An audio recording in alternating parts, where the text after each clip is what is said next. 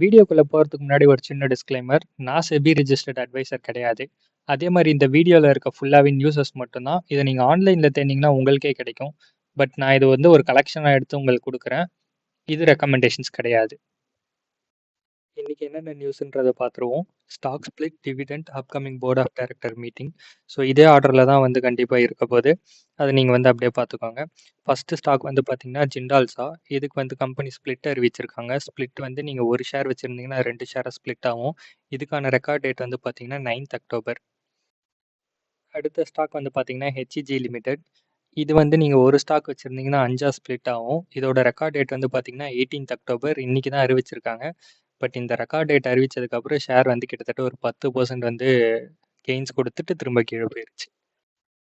அடுத்த ஸ்டாக் வந்து பார்த்தீங்கன்னா பிசி ஜுவல்லர். இந்த பிசி ஜுவல்லருக்கு வந்து செப்டம்பர் 30 அன்னைக்கு ஒரு போர்ட் மீட்டிங் இருக்குது.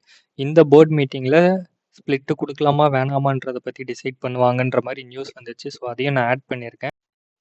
அடுத்து நம்ம அப்படியே டிவிடெண்ட்குள்ளே போவோம். டிவிடெண்ட்டில் வந்து பார்த்தீங்கன்னா ப்ராக்டர் அண்ட் கேம்பிள் வந்து டிவிடெண்ட் அறிவிச்சிருக்காங்க. ஒரு ஷேருக்கு வந்து 95 ருபீஸ் வந்து தராங்க.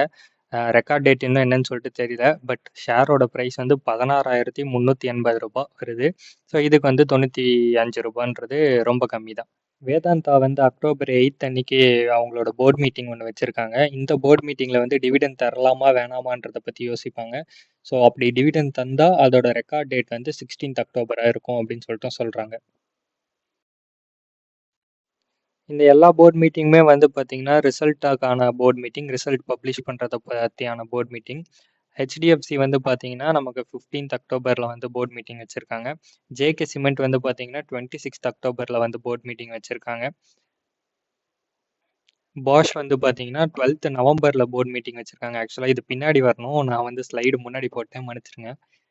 ஏஞ்சல் ஒன் வந்து பார்த்தீங்கன்னா அக்டோபர் 14 அன்னைக்கு போர்ட் மீட்டிங் வச்சுருக்காங்க. இதுலேயுமே வந்து ரிசல்ட்டை பற்றியான டிஸ்கஷன்ஸ் தான் போகுதுன்றதையும் மென்ஷன் பண்ணியிருக்காங்க. அட்டூல் லிமிடெட் இவங்களும் வந்து போர்ட் மீட்டிங் வந்து பார்த்தீங்கன்னா 25th அக்டோபர் வச்சுருக்காங்க. இன்றைக்கி மார்க்கெட்டில் நடந்த முக்கியமான நியூஸ் எல்லாம் உங்ககிட்ட நான் ஷேர் பண்ணியிருக்கேன்னு சொல்லிட்டு நினைக்கிறேன். இதே மாதிரி எல்லா நியூஸுமே வந்து ஒரே இடத்துல தெரிஞ்சுக்கணுன்னா ஷேர் மார்க்கெட்.தமிழை வந்து சப்ஸ்கிரைப் பண்ணிக்கோங்க. நாளைக்கு பார்ப்போம்.